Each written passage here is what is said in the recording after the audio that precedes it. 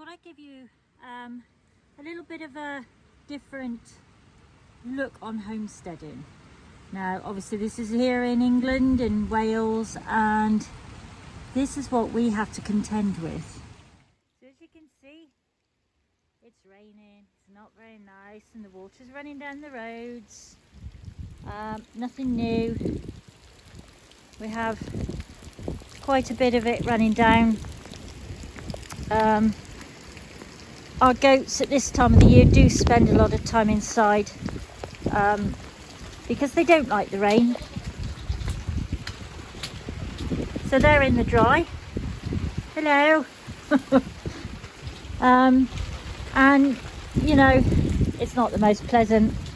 I have to show you now. Poor Tim is down here doing some much needed work. Because we have the avian flu, which is becoming a bit of a problem in the UK. They are making sure that everybody protects their birds. And as you can see, it's very wet and very muddy. And it doesn't matter what the weather is, sadly.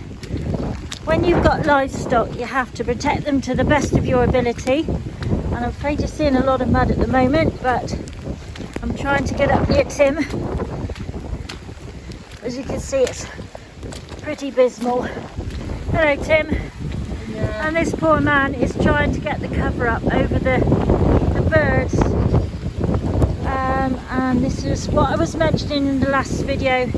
No matter how hard we try, we're not keeping up on the mud situation, but we do have something for them to come out and stand in. But I think they're probably doing the right thing and staying in at the moment. Just wondering which is the best way to go here. Oh gosh, I could do with a stick really. Because it really is bad. And the wind's blowing. And it's fairly cold. And as you can see over here, the river's quite high. Oops. We've got some grass here where not much is walking, so it's not quite so bad. But there you can see that everything's pretty fast running at the moment. But you have to just go with it, I guess.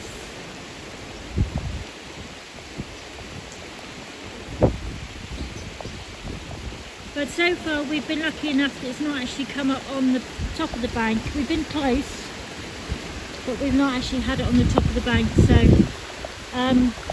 in the summertime, all this down here, we can actually walk down that side. It's that low. So like I said, just showing you another side of things, and seeing how that goes. But for now, we've just got lots of mud to contend with, and Tim's trying to put a cover over for when the avian flu rules come into place, which I believe may be tomorrow. I'm not too sure. Hello. Come look at this, you see. Sorry? This is one of the problems we have with the water here. If I can get to you, I will. Underneath here, a lot of it is rubble from buildings. And there was a woodland here at some point. But all this one, basically brick and concrete underneath, so nothing just soaks through it. And then where we do get runoff, it just runs straight through. I mean, we're getting water coming down from the back, and it's running through here, straight down there, and out the other side. It's like a little. Yes, I don't know if I can. I mean, it really is very, very muddy and slippery here at the moment. Ooh.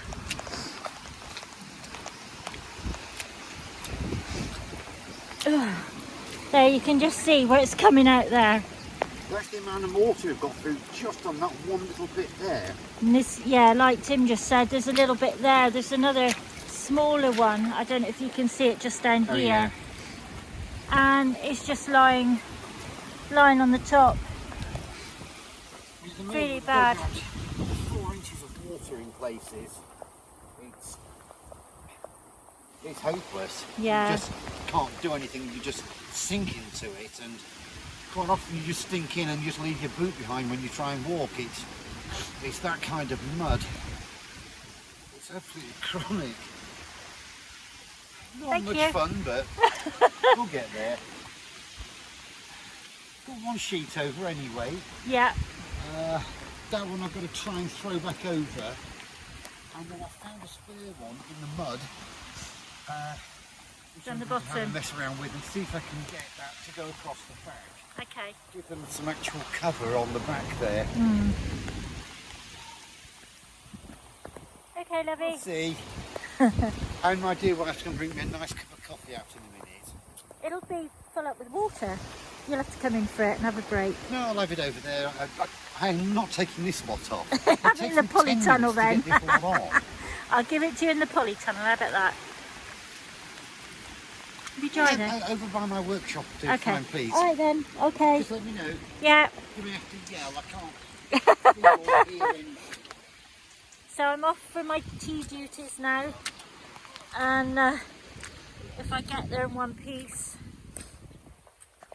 One thing I didn't mention last time was we did have sheep. And they have gone to the freezer in the sky as such, so that was what we bought them for, as part of our self-sufficiency type thing we're doing.